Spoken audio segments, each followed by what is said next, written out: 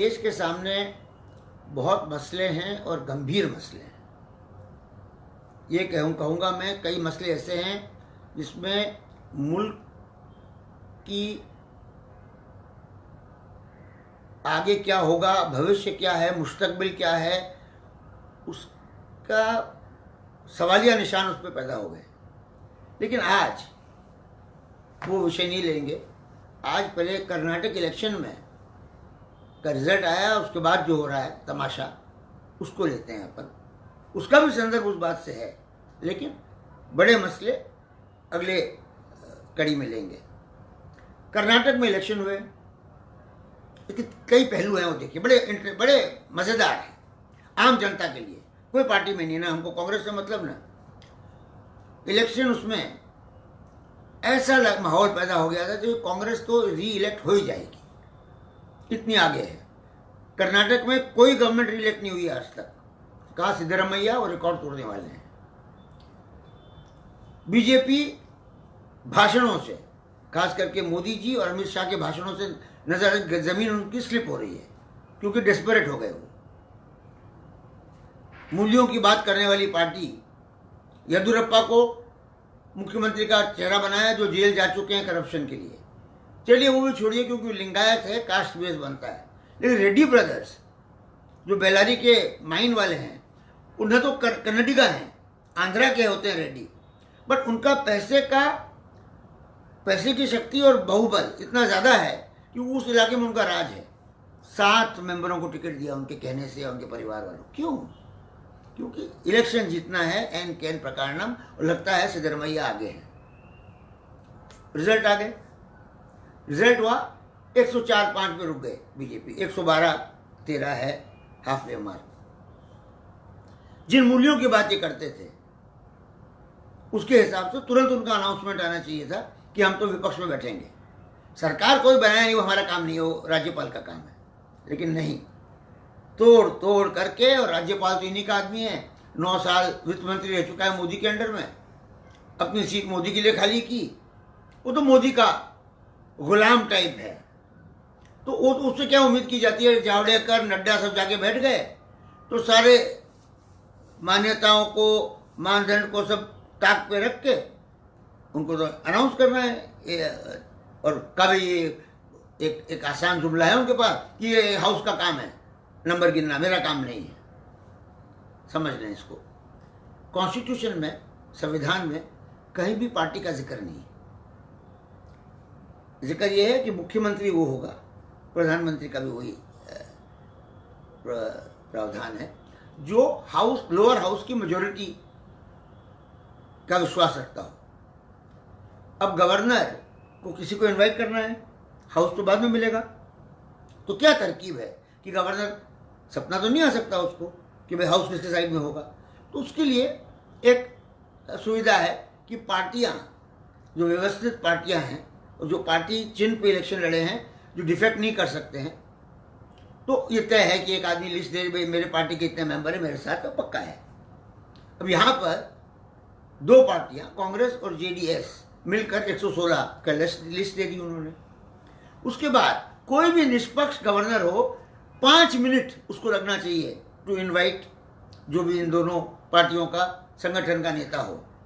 5 minute से ज़्यादा time लगाने का सवाल नहीं है। दिमाग इतना खाली तो किसी का नहीं हो सकता, लेकिन निष्पक्ष तो है नहीं आदमी। चलिए इसका बैकग्राउंड में चले जाए हम लोग। 3-4 तर्क आएंगे बीजेपी की तरफ से। 1, लार्जेस्ट पार्टी हमें, इसलिए हमको इनवाइट करना चाहिए। 2, जेडीएस और कांग्रेस इलेक्शन के पहले इनका गठबंधन नहीं था, अनैतिक है। 3, पहले भी ऐसे दृष्टांत हुए हैं जिसमें गवर्नर ने किया है। इसका जवाब सुन लीजिए। जवाब कांग्रेस नहीं दे सकती कि कांग्रेस भी ऐसे ही की है। एक कुकर्म बीजेपी ने शुरू नहीं किया है, ये क्रेडिट जाएगी कांग्रेस को। राज्यपाल का दुरुपयोग करना, संविधान के प्रावधानों को तोड़ना मरोड़ना, ये सब कांग्रेस ने शुरू किया था। अफसोस की बात दूसरी है कि आपने प्रॉमिस किया था कि कांग्रेस भ्रष्ट है, कांग्रेस गलत है, हम एक वैकल्पिक राज देंगे आपको। 4 साल में आप प्रूव कर दिया कि विकल्प तो है ही नहीं। आप कांग्रेस का दूसरा चेहरा है। आप दोनों एक सिक्के के दो पहलू हैं। वो झूठ बोलते हैं, भ्रष्ट हैं, लोगों को घूस देकर एमएलए का ईमान बदलते हैं, करप्शन करते हैं, ब्राइबरी करते हैं। आप सिर्फ इतना है कि हम भी वही करेंगे, उनसे बेहतर करेंगे। तो जनता को क्या फायदा हुआ? जनता का दो विकल्प हुआ नहीं। ट्विडल डम एंड ट्विडल डी अंग्रेजी में बोलते हैं। फिर हमको क्या, जनता को तो चाहिए एक क्लियर विकल्प कि देखिए ये सब गलत हो रहा था, हम सही करेंगे। तो आप पे विश्वास होगा, आपको वापस पुनर्निर्वाचित आपको करेगी। वो नहीं, आप वही कर रहे हैं। रिकॉर्ड पे जाइए। आज एक बीजेपी वाले ने बयान दिया है कि 89 में जो राजीव गांधी ने किया था, कांग्रेस को करना चाहिए। 89 में राजीव गांधी लार्जेस्ट पार्टी थी पार्लियामेंट में, 200 सीट थी। उसने कहा मेरे पास मेजोरिटी नहीं है, मैं अपोजिशन में बैठूंगा। तो ये तो आप पे लागू होता है जनाब। आपके पास 104-5 है, आपको कहना चाहिए। तो राजीव गांधी ने कहा कि भाई हमको मैंडेट नहीं मिला है, हम अपोजिशन में बैठेंगे। फिर वो सरकार चले ना चले, जैसे वहाँ नहीं चली, वीपी सिंह सरकार बन गई, गिर गई, चंद्रशेखर, वापस इलेक्शन होगा। वो तो जनता का हक है, इलेक्शन होगा। फिर आपको नैतिक बात आप करते हैं तो आपको विपक्ष में बैठना चाहिए था, लेकिन ना, पावर हंग्री, जो जिसको कहते हैं वहशत, जो है भूख, आप उतने ही भेड़िए हैं जितने कांग्रेसी हैं। आप ये जो फर्क अपने आप को कहना चाहते हैं वो तो आप छोड़ दीजिए। अब अभी तो जोक है। कल से एक रामलाल गवर्नर थे इनके कांग्रेस के आंध्रा में, उन्होंने एनटीआर गवर्नमेंट को डिसमिस कर दिया था मेजोरिटी होते हुए, और एक भास्कर राव कांग्रेस के थे, उनको बना दिया सीएम। 1 महीना चला वो तमाशा। पब्लिक में, आम पब्लिक में रामलाल का नाम हरामलाल हो गया था। मैं अब शब्दों को अप्रिशिएट नहीं करता हूँ, बट वो जनता की राय है। हरामलाल वर्ड प्रेस ने नहीं बनाया, पार्टियों ने नहीं बनाया, पब्लिक ने बनाया।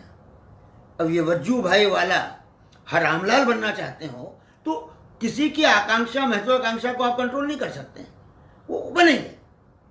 लेकिन अगर वज्जू भाई वाला है जो 9 साल वित्त मंत्री रहे गुजरात के, एक उनको कह देना चाहिए था मोदी जी को या उनके 3 मंत्री आए कि ये सब काम मेरे से मत कराइए आप, मैं गवर्नर हूँ। जो लिस्ट 116 की आ गई है, हाँ, उसके बाद आप ये करिए, इनको मैं बना देता हूँ, आप तोड़ फोड़ मचा के इनकी सरकार गिरा दीजिए, वो आपका काम है।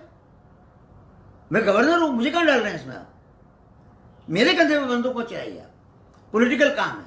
लेकिन आप मेरी हेल्प लेके टाइम गेन कर रहे हैं। आज येदियुरप्पा को मैंने स्वेर इन कर दिया, अब आप खरीद फरोख्त करेंगे। ये गरिमा आप गिरा रहे हैं कॉन्स्टिट्यूशन। फिर मैं कह देता हूँ कांग्रेस ने शुरू किया है सब। आपको क्या हो गया है? आप हिंदू की बात करते हैं, गरिमा की बात करते हैं, राम की बात करते हैं, विवेकानंद की बात करते हैं। विवेक कहाँ गया आपका? विवेक है ही नहीं। क्या होगा? आज तो हो गया होगा स्वेरिंग इन, फिर क्या होगा? फिर ये शुरू होगा तोड़फोड़, पैसे की खरीद फरोख्त। और एक तो स्वाभाविक है, जो आदमी पावर में है उसके पास फायदा है। पावर चाहे 10 दिन का हो, उसका उपयोग कर सकता है, दुरुपयोग कर सकता है। अच्छी परिपाटी नहीं है। कर्नाटक के लिए बहुत खराब हुआ जो हुआ। ये तो है संवैधानिक बात, तो क्या होना चाहिए था। अब इलेक्शन पे आइए, कांग्रेस को 1-8% वोट ज्यादा मिला है बीजेपी से। ये क्या तमाशा है? वोट ज्यादा मिला है लेकिन सीटें उनको ज्यादा मिली है, और कांग्रेस को सीटें जो उम्मीद कर रहे थे उससे काफी कम मिली है। इसका कोई एक्सप्लेनेशन नहीं है। और जेडीएस तो हमेशा से कहती थी हम, उनका एक इलाका है, उसमें उनका है पकड़, उनको मिलती है। इससे सबसे बड़ा प्रश्न खड़ा होता है ईवीएम पर। आम लोग ना कांग्रेस की तरफ है ना बीजेपी की तरफ। इस पे आ जाइए, ओपिनियन पोल, ये एग्जिट पोल आया। एग्जिट पोल सारे गलत है ना, ये तो मानना पड़ेगा। आप चाहे बीजेपी की तरफ हो चाहे कांग्रेस की तरफ, ये तो मानिए कि एग्जिट पोल बोगस है, क्योंकि किसी एग्जिट पोल ने ये तो रिजल्ट नहीं बताया, इसके नियर अबाउट भी नहीं बताया। कोई बीजेपी को जिता रहा था, कांग्रेस को जिता रहा था, ऐसा नहीं हुआ। एग्जिट पोल की बहुत सीमित रेलेवेंस है इस कंट्री में, कोई मतलब नहीं है। ग्राउंड रियलिटी क्या है? अभी रिजल्ट आए नहीं है, मैंने देखे नहीं है कितने कितने मार्जिन से कैंडिडेट जीते हैं। 2 प्रश्न उठाते हैं लोग अमित शाह के बारे में। एक, बूथ मैनेजमेंट, एक शब्द वो यूज करते हैं कि उनका बूथ मैनेजमेंट बहुत तगड़ा है। का मतलब नहीं जानता हूँ। इसका मतलब ये होगा कि बूथ वाइज जब वोट देखते होंगे, शाम तक नहीं पड़े तो झूठे वोट डलवा देते होंगे, झूठे बटन दबवा देते होंगे, धमका देते हो लोगों को, छोटी छोटी मार्जिन से जीत सकते हैं। इसलिए हो सकता है वोट परसेंटेज कम हो लेकिन सीटें ज़्यादा हो उनकी। लेकिन इलेक्शन है, उसमें दोष आप नहीं ठहरता, उसमें नैतिकता नहीं आती। इलेक्शन है, उसको मारपीट की जगह है। इलेक्टोरल ऑफिसर अगर बोले इलेक्शन फेयर है तो फेयर है। ईवीएम वो दूसरी बात है। ईवीएम उसका तो एक ही तरीका है। मैं 2019 में एक इलेक्शन बैलेट पेपर पे कराई है, जो किसी को ये बोलने का चांस नहीं हो कि गड़बड़ी हुई है। पहले बैलेट पेपर से जब ईवीएम पे गए थे तब ये था कि बैलेट पेपर की छीना झपटी होती थी, डब्बे चुरा के लोग, वो दौर तो गया। सेशन साहब इलेक्शन कमिश्नर बने उसके बाद इलेक्शन कमीशन बहुत पावरफुल है, पुलिस और किसी की हिम्मत नहीं है कि कोई पार्टी को मदद करे। तो बैलेट पेपर की छीना झपटी जब बंद हो चुकी है, बैलेट पेपर पे इलेक्शन करिए। और आप पॉपुलर हैं, लोकप्रिय है बीजेपी, तो जीतेंगे आप। डरते क्यों हैं? आपको कोई क्रच चाहिए? आपको ईवीएम मशीन का सहारा चाहिए इलेक्शन जीतने के लिए? इलेक्शन वो करिए जो फेयर, सिर्फ फेयर ना हो, लोगों को फेयर दिखे भी, उंगली उठाने का किसी को चांस ना मिले, वो इलेक्शन होता है। वो इलेक्शन एक बार में 2019 में कर दीजिए। और अगर भारत की जनता का मानस बदल गया है और वो सेकुलर करप्ट पार्टी से हिंदू तो करप्ट पार्टी की तरफ जाना चाहती है, तो उसको हम कैसे रोक सकते हैं? ऐसा भी एक हो सकता है ना कि करप्ट तो दोनों हैं, लेकिन कम से कम ये हिंदू हैं। अगर इसी से खुश हैं, हमारे हिंदुत्व के दोस्त बहुत हैं। एक अभी हमको मिल गए थे परसों ही इलेक्शन रिजल्ट के बाद। उन्होंने मुझे कहा अफसोस की बात है कमल जी, येदियुरप्पा को इन्वाइट करेंगे। मैं कैसे करेंगे? बोले मैं आपको कह रहा हूँ, हो रहा है, बहुत गलत हो रहा है। कट्टर उस तरफ का आदमी है वो, लेकिन आदमी का विवेक तो होता है कि गलत चीज़ तो गलत रहेगी। बोले ये पावर हंग्रीनेस में करेंगे, इसका रिजल्ट भी भुगतेंगे जब होगा तब। तो बीजेपी को अब तय करना है कि एक तो दोबारा इलेक्शन तो जीतना ही, इलेक्शन लड़ते लोग जीतने के लिए है। कंट्री को कहाँ ले जाना है वो अगली कड़ी में डिस्कस करेंगे। कंट्री का क्या हो रहा है, अर्थ व्यवस्था का क्या हो रहा है, राजनीतिक व्यवस्था का क्या हो रहा है, सामाजिक व्यवस्था का बात करेंगे हम लोग। आज प्रश्न चिन्ह बीजेपी के सामने स्ट्रेटेजी, लोग कहते हैं दो ही आदमी तय करते हैं, मोदी और शाह। इनको तय करना है कितने साल दादागिरी करके पावर में रहना है। एन कैन प्रकार नाम सारी मान्यताएं रख दीजिए, सारे इंस्टीट्यूशन को। जज का मर्डर कर हो जाता है, वो पुलिस वाला का तबादला हो जाता है। खाली तंत्र को पकड़ के राज कितने दिन आपको करना है, ये तय आपको करना है, और 5 साल करना है। उसके बाद क्या होगा? आप तो डायनेस्टी में बिलीव नहीं करते हैं। मोदी का लड़का तो कहे नहीं जो उसे टेक ओवर करेगा। आप लोकतांत्रिक व्यवस्था को तो रहने दीजिए, इसको नष्ट क्यों कर रहे हैं आप? कौन इलेक्शन जीते उससे क्या फर्क पड़ता है? आज वहां कुमार स्वामी बन जाता चीफ मिनिस्टर तो क्या हो जाता? प्रलय हो जाती, देश बर्बाद हो जाता। और नैतिक काम था, कांग्रेस सपोर्ट कर रही, क्या हो जाता है? सरकार तो चलती, जुडिशरी तो चलती। आप प्रहार कर रहे हैं उसके जड़ पे। जस्टिस लोया का जो मर्डर हुआ है या उसकी डेथ हुई है, उसकी इंक्वायरी नहीं होने देना सबसे बड़ा प्रश्न चिन्ह न्यायपालिका पे बड़ा। सीजीआई दीपक मिश्रा साहब रियलाइज नहीं करते हैं कि कितना नुकसान उन्होंने अपनी खुद की गरिमा को किया और सुप्रीम कोर्ट की गरिमा को किया है। लेकिन पुरानी कहावत है, लम्हों ने खता की, सदियों ने सजा पाई। तो ये तो लम्हे जब आते हैं तो आपको सतर्क रहना चाहिए। जस्टिस लोया का इंक्वायरी नहीं करना एक बहुत बड़ा ब्लैक मार्क है सुप्रीम कोर्ट पे। और अगर कर्नाटक में सुप्रीम कोर्ट ने इसको रोक नहीं लगाई, हिदायत देनी चाहिए, निर्देश देना चाहिए गवर्नर को कि आप पहले कुमार स्वामी को स्वेरिंग करिए, आपके पास कोई विकल्प नहीं है। बाद में हाउस में जो हो तो हो, खरीद फरोख्त का तो कोई सीमा नहीं होती है, बाद में खरीद लेना, सरकार गिरा देना। एक बार ये रिजल्ट आते ही पहले दिन कुमार स्वामी को करना पड़ेगा। सुप्रीम कोर्ट का लास्ट जजमेंट है उसके हिसाब से। ये नहीं करना मर्डर ऑफ डेमोक्रेसी है, मर्डर ऑफ द कॉन्स्टिट्यूशन है। ये बीजेपी प्रेसिडेंट अमित शाह की जीत नहीं है, ये उस अमित शाह की जीत है जिसके खिलाफ केस चल रहा है और बेल पर हैं वो। ये इनको मजा आता है कहना सोनिया गांधी और राहुल गांधी बेल पर है, कोई नेशनल हेराल्ड, कोई अखबार का कोई अनियमितताएं छोटी मोटी एक पार्किंग ऑफेंस है और एक मर्डर है, तो दोनों ऑफेंस है, फर्क है। कोई कंपनी के शेयर यहाँ वहाँ हो गए कि बिजनेसमैन है क्या ये पॉलिटिकल लोग हैं। ठीक है, कुछ गलती हो गई होगी, सुब्रमण्यम स्वामी ने केस फाइल कर दिया, बार बार कहना ये बेल पर है। बेल पर क्या होता है?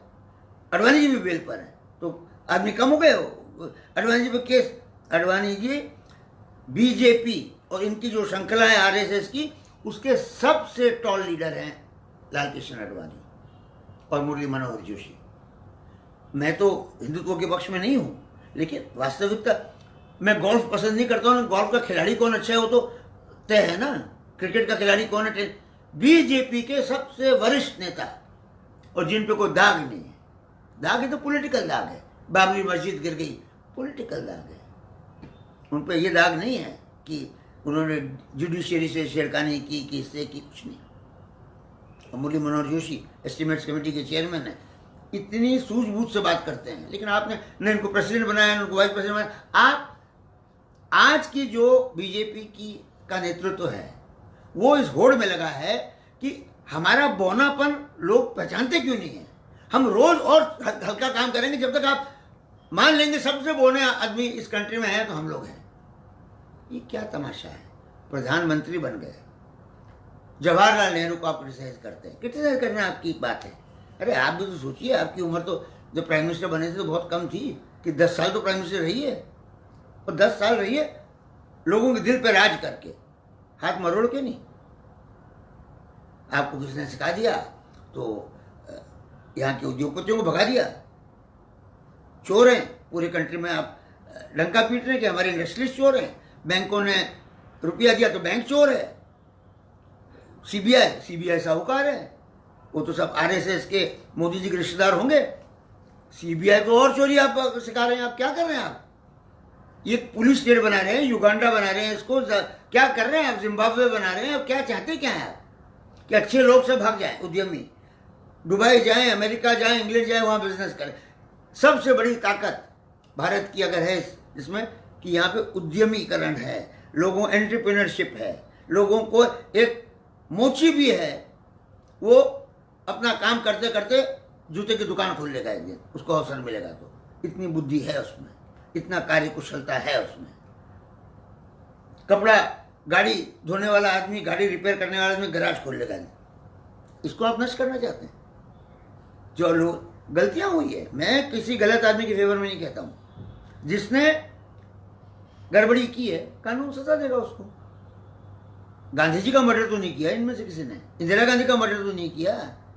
कोई बैंक का रुपया बाकी है, ये है, प्रोसीड करिए ना, क्रिमिनल केस करिए, कोर्ट फैसला करेगा। लेकिन आप तो इतना उसको डरा देते हैं कि इंडिया छोड़ के भाग जाते हैं रातों रात। ये तो आप एटमॉस्फेयर, देश को बनाने का एटमॉस्फेयर नहीं, देश को बर्बाद करने का एटमॉस्फेयर आप क्रिएट कर रहे हैं। और मुझे ताज्जुब है कि आपकी पार्टी जो व्यापारियों की चहेती पार्टी थी, उद्योगपतियों की चहेती पार्टी थी, आपके सपोर्टर आपको क्यों नहीं कुछ बोल रहे हैं? बोल रहे हैं मुझे पता भी नहीं है। अरे व्यापारी वर्ग बोल के हमको चोर बता रहे हो? ये कांग्रेस के खिलाफ थे, ये कांग्रेस हम लोग को चोर गिनती है, ये गलत है। पार्लियामेंट में स्वतंत्र पार्टी बनी थी, आपका गठबंधन हुआ था 67 में। क्या हुआ था कि जो एटमॉस्फेयर बनाया जा रहा है कि व्यापारी वर्ग चोर है और इनका कोई कंट्रीब्यूशन नहीं है। हम लोग बोलेंगे व्यापारी वर्ग नौकरी देता है, टैक्स देता है, देश निर्माण में बहुत उपयोगी है। कहाँ गई वो सब बातें? आप प्रूव करने पे लगे हैं कि कांग्रेस जो कर सकती है हम उससे बदतर कर सकते हैं, उससे बेहतर कर सकते, चोरी उनसे बेहतर कर सकते हैं, बर्बादी उनसे बदतर कर सकते हैं। ये क्या होड़ में लग गया? जागिए जागिए, पावर सब कुछ नहीं है। वो कांग्रेस को रियलाइज हुआ कि नहीं? 10 साल राज करके, और मेरे हिसाब से कांग्रेस ने कोई खराब राज नहीं किया। पब्लिक को उकसाई जाती है, पब्लिक देखती है स्कैम हो रहा है, ये हो रहा है, एक नई पार्टी। आप किस उम्मीद से आए थे? आप एक मोदी जी को मेरा थोड़ा सा एक सुझाव है कि आपके चुनावी भाषण आप पढ़िए। आपने क्या उम्मीद जगाई थी इस देश में, देश के युवकों में, निम्न कोटि के लोग, निम्न वर्ग के लोगों में, कि मैं ये कर दूंगा, नौकरी दिलाऊंगा, एक आशा विश्वास जगाया था। कहाँ गया वो सब? अब तो आप इस पर आ गए हैं कि जो कांग्रेस ने किया उससे बेटर ज्यादा करूंगा मैं। अब आज आप कहते हैं लार्जेस्ट सिंगल पार्टी, गोवा में तो लार्जेस्ट सिंगल पार्टी कांग्रेस थी, मणिपुर में तो कांग्रेस थी। वहाँ क्या हुआ? वहाँ वही हुआ जो आज कांग्रेस कह रही है कि भाई हम जब गठबंधन करके आपको लिस्ट दे दिया, हमको बुलाना पड़ेगा। तो बुलाया गवर्नर ने, वो गलत नहीं किया। गोवा ने, मणिपुर में गलत आपने किया कि आप ऐसे ऐसी पार्टियों से हाथ मिला रहे हैं जिससे आप खिलाफ थे। और वो नैतिकता है, नैतिकता मिल जाए। कानून की बात करिए, लिस्ट आपके पास है मेजोरिटी की, तो आपका हक है चीफ मिनिस्टर बनने का। वो नहीं, आप राजीव गांधी का एग्जाम्पल देंगे। राजीव गांधी तो आपसे लाख दर्जे अच्छा था। मैं राजीव गांधी को बहुत ऊंचे दर्जे का नेता नहीं गिनता हूँ, जवाहरलाल नेहरू को गिनता हूँ मैं, जिनके आप खिलाफ हैं। आपको तो कोई पहचान है नहीं किसी की। लेकिन एक इसमें आपकी एक चाल करेक्ट है। वो क्या कि जिसकी इमेज है, जो मूर्ति है उसको खंडित करो। राजीव गांधी की मूर्ति नहीं है, मूर्ति जवाहरलाल की है, हर जगह उसका नाम लिखा हुआ है। उस पर अटैक करो, उससे होगा नहीं कुछ। वो जैसे रामचंद्र जी पे है, आप रामचंद्र जी को अटैक करने जाएंगे तो क्या कम हो जाएंगे क्या? उधर धोबी भी आ गया था बोलने के लिए कि सीता जी की परीक्षा लीजिए आप। कुछ नहीं होता है। मोदी जी अपना हिंदू शास्त्र, हिंदू लिटरेचर इतना वास्ट है, उसमें हर चीज़ की सीख है। लेकिन आप लोग हिंदू में इंटरेस्टेड नहीं, आप हिंदुत्व में इंटरेस्टेड है। आप विवेकानंद को मानते हैं, सब जगह आपका। विवेकानंद के गुरु थे रामकृष्ण परमहंस। क्या कहते थे? वो कहते थे मनुष्य में भेद करना बंद करिए। क्या उसकी जाति है, क्या उसका धर्म है, ना, मनुष्य मनुष्य है। उसकी कार्यकुशलता देखिए, उसको प्रोत्साहन दीजिए, और मनुष्य का भेद का आप अंत करेंगे। भेदांत ही वेदांत है। रामकृष्ण परमहंस कहते हैं भेद का अंत जो है, वेदांत ही वेदांत है। आप बात वेदांत की करेंगे, मुसलमानों को कुचलेंगे, दलितों को आसपास नहीं आने देंगे, एक छोटा सा गुट बना के 18% हिंदू होके हर चीज, कोई मैं कुछ कह दूं आपके खिलाफ, पाकिस्तान चले जाओ। पाकिस्तान आपके बाप की बपोती है, वो हमको क्यों लेगा भाई? मैं इन 18% से कहता हूं आप नेपाल चले जाओ। हिंदू देश चाहिए आपको, तो ये हिंदू देश नहीं है, ये सबका देश है।